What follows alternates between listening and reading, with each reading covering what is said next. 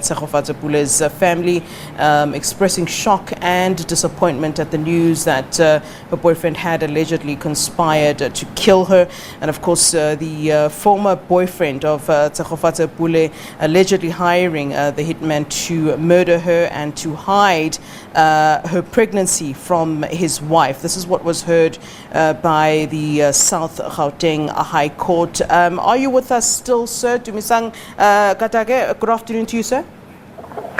Once again, good afternoon, Flo, and good afternoon to your SABC viewers. All right. I'm wondering if you heard my question earlier on, just in terms of the sentence that was handed down this afternoon for the murderer, 20 years in prison, and indeed to testify against your late niece's boyfriend. What are you thinking today as all of this sort of unfolds? And of course, you said that there's the family has said that they're shocked and disappointment at the news that the boyfriend allegedly conspired to kill her.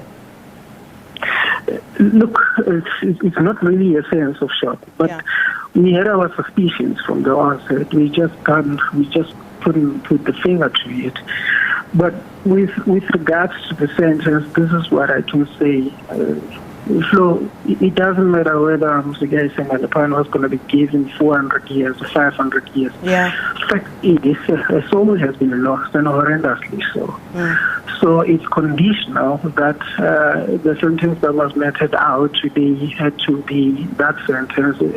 As you might have heard the judge when he meted out the sentence, he says usually you wouldn't have meted out those types of sentences, because a premeditated murder has a prescribed minimum sentence. So he had to deviate on condition that Malapane had to come and testify against the boyfriend. Yeah. As you might have heard in the news that broke earlier, that he is in custody. He will be appearing in Roadport Court on Monday. Yeah. But at this point, we are glad that our suspicions have been confirmed. Yeah.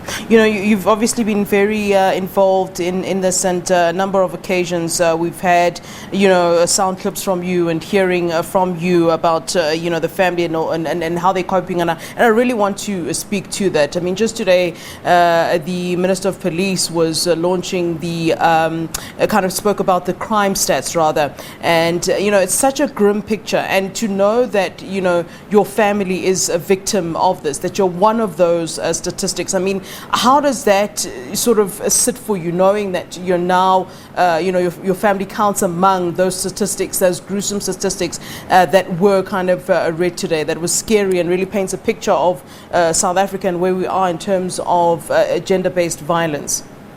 It's scary. It's a scary picture. If you look at it, it paints a very bleak future of our country. I don't think that any man who lives in the South can claim that they were never given birth by a woman. So for us again to go back and treat women the way men treat women, it's actually shocking. As events unfolded in court, it was quite emotional for the family. And then my sister had to be rushed to be attended to medical because he collapsed twice because her blood pressure shot up. Yeah. But thank God now she's fine. I don't know what might have driven the boyfriend to committed such an offense. It was easy. He could have simply said that the baby is not his and denied the whole pregnancy thing and the responsibility. The baby would have grown. There are babies out there who grew up and turned out to do very well in life without their fathers. Yeah, that is certainly a good point.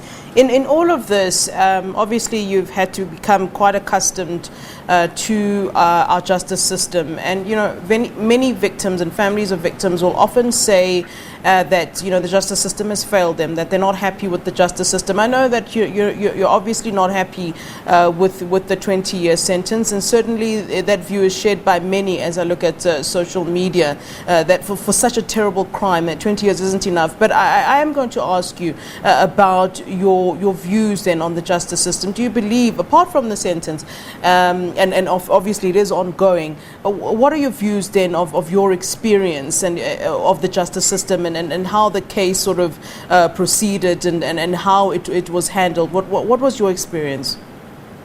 Look, taking into account the complexity of this case, I would specifically speak about the Tshegofatso case. I think there is justice in South Africa. I believe actually that there is justice. We're looking at the case that actually commenced last year in June. We are now in mid-February, and the case against one of the accused has already been concluded. Not only that, it's in the High Court, and then the second suspect is already behind bars, and then we are going to be attending the court on Monday. So it doesn't happen very often that you would have dedicated police officers, and more often than never, these police officers who are doing this excellent jobs are never allowed. They are never given the accolades that they deserve in terms of having put the hard work in the case. So I strongly believe there is justice system. It's just that the resources are stretched, because we must also remember one thing: the resources that the police are using are not only for gender-based cases. You have various cases. You have your robberies, you have your murders, you fraud. So they have to be stretched to all types of crimes. Yeah.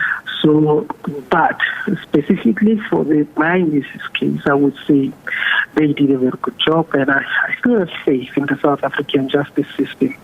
It's just that because of people are not given enough education about how the justice system works. Obviously, there would be such talks that the justice system is failing South Africa without knowing the details of what goes behind the scenes. A lot of work which is put in by the prosecution and the police officers and all the relevant stakeholders that are involved. So it's not like there isn't justice systems. Of course, there and there you'll find that there are those cold cases where we really don't know what happened to the perpetrators.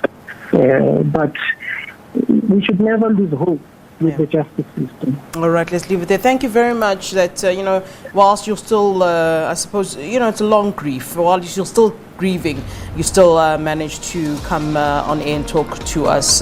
Thank you very much for your time. That's Tumisang Katake, the uncle of Tshegofatso Pule, who was indeed who was killed, and of course the sentence for the murderer, 20 years.